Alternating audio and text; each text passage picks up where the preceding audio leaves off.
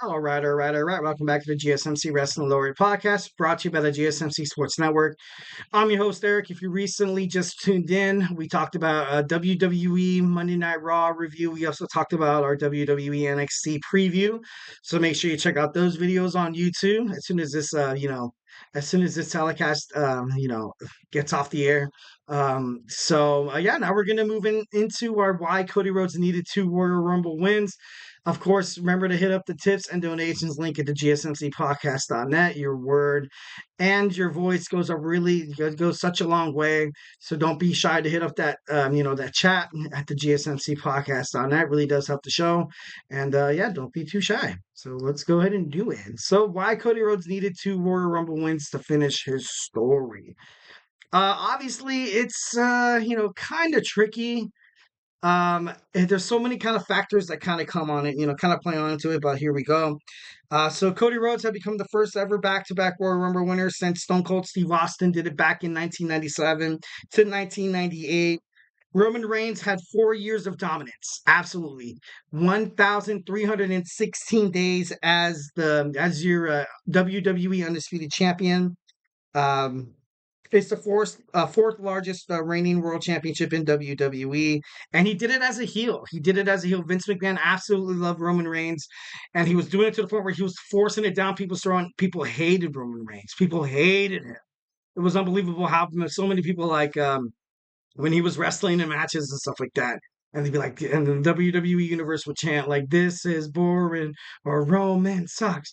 Roman, it got to the point where it was kind of obnoxious, and WWE knew they kind of had to do something to Roman Reigns' character to kind of revive it, so to speak. So, definitely love it how they did it as a heel. Obviously not, as the babyface, despite the fact that he was absolutely pushed. He was not pushed. He was like forced down the throats of WWE fans.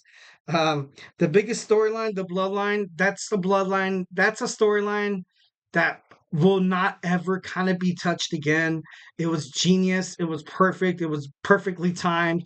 You had Jimmy, you had Jay, and then you had Solo come out, and it was just like, it was so perfect. And then, of course, you had the honorary Uce, Sami Zayn, and the way they kind of handled it, the way WWE, officials and creative officers kind of handled it was actually really, really perfect. So give them 1,010% credit. Definitely throwing them all the flowers. So I definitely think that's pretty badass. I definitely thought that was really, really good.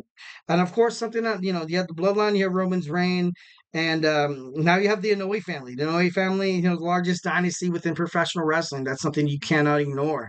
That you have a guy like Roman Reigns who's been a champion for almost 4 years. They're not just going to let some nobody. They're not just going to let some two-bit wrestler come and dethrone him. So it had to be set so much perfectly.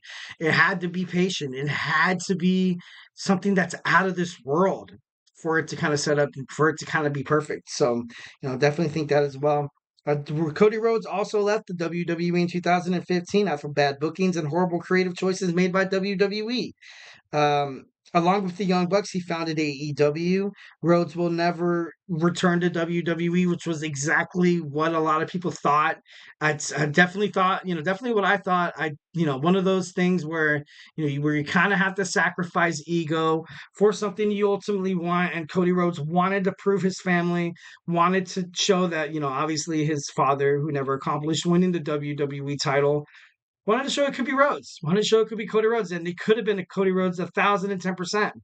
But like I said, bad bookings, bad creative, bad shows, bad promos. Obviously, kind of set Cody Rhodes' back. So then, of course, like his father did, where he left WWF and he went to TNA. He also went to independent wrestling circuits and stuff like that. And he went out. He had to had to find himself. Cody Rhodes kind of stepped in his footsteps in terms of that. He created AEW, which was absolutely badass, pretty cool.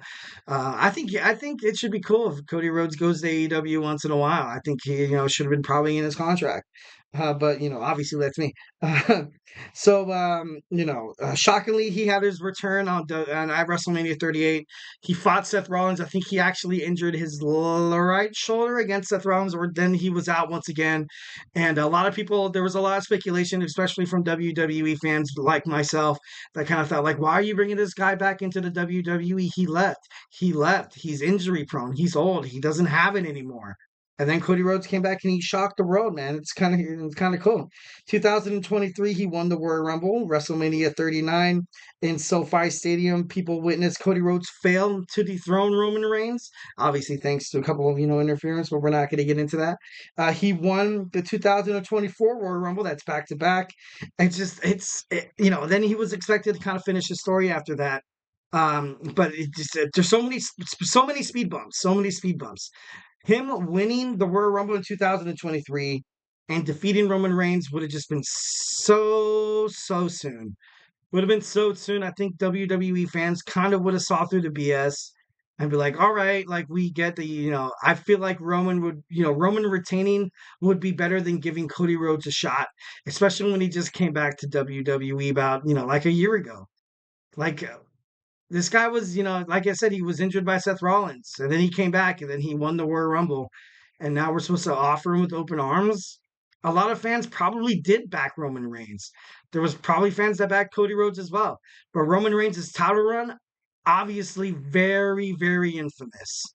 Very, very infamous, and a lot of WWE fans, especially Roman Reigns fans, did not want Cody Rhodes to come back so soon to win it. So obviously, it took a year. You had him come back on WrestleMania 40. You had the Dwayne The Rock Johnson kind of shocking return. He said it himself that oh my God, what did he say? What did he say? He said, should The Rock go get a drink or should he find himself his seat at the head of the table? And the fans went absolute nuts. The WWE universe went absolutely crazy. And I did too. I gotta be honest, I saw that. I was like, oh shoot. Because I was like, dude, why are we setting Cody Rhodes up to fail again against against Roman Reigns? Because at that time a lot of people kind of knew that The Rock was wanting to fight and kind of dethrone Roman Reigns, like kind of like a family sibling, bloodline dynasty, the Inoue family dynasty, kind of civil war, so to speak. So I feel like I was kind of more for that as opposed to Cody Rhodes finishing his story. But the WWE Universe ultimately kind of had their voices heard on social media platforms that they wanted to see Cody Rhodes. They wanted to see him fight Roman Reigns once again. And I don't know if this was a ploy by WWE, but from sources and also articles stating that they were fully they were fully invested in the idea of The Rock versus Roman Reigns at WrestleMania 40. But obviously things change. Obviously things change, definitely. Um, like I said, then The Rock returned. It was just so crazy. Everything all at once. I thought it was over for The Rock. No, not for The Rock. I thought it was over for Cody Rhodes. It was pretty crazy. Then you had the match, WrestleMania 49 1. You had Seth Rollins and Cody Rhodes teaming up against the final boss and Roman Reigns. Losing, they lost, so it was bloodline rules. And during the match, it was filled with chaotic shenanigans. Absolutely one of the best matches for the WWE, especially in WWE WrestleMania, kicking off the Paul Levesque era. You had John Cena return to throw Solo Sikoa through a table. Also go, I think he attitude adjustment Roman Reigns, and then you had The Rock facing for the third time in WrestleMania history. They obviously have a lot of beef, those two. Um, then he came face to face with The Rock, and then obviously The Rock bottomed him. And then you saw The Undertaker come out of nowhere. The Undertaker came out of nowhere. A lot of people are so shocked, because of that. And he did what he had to do, chokeslam The Rock, got him the hell out of there. It's been rumored that it was supposed to be Stone Cold Steve Austin's spot, which it kind of would have made a little more sense, when The Undertaker come out and be like, oh, what does The Undertaker really have with The Rock? Obviously, they do have feuds from the past and stuff like that, but it wasn't as prominent as Stone Cold Steve Austin against The Rock. Because Stone Cold Steve Austin was doing so much during his era to make sure that The Rock wasn't successful. Kind of like Cody Rhodes, backing him up.